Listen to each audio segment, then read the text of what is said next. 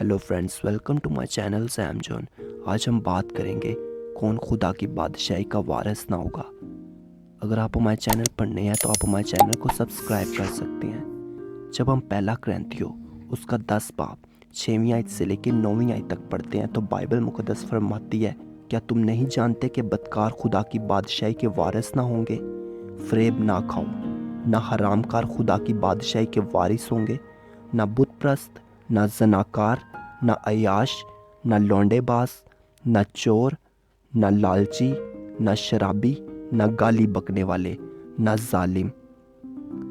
जब हमें बाइबल मुक़द्दस इन बातों के बारे में बता रही है कि ऐसे लोग खुदा की बादशाही के वारिस ना होंगे, अगर आज हम जिंदा हैं तो हम अपनी ज़िंदगी पर गौर कर सकते हैं कि क्या इनमें से कोई एक भी ऐसी चीज़ जो हमें खुदा की बादशाही की वारिस होने से रोक सकती है। तो हमें खुदा से माफ़ी मांगने की ज़रूरत है ताकि हमें खुदा माफ़ करे और अपनी बादशाही का वारिस बनाए।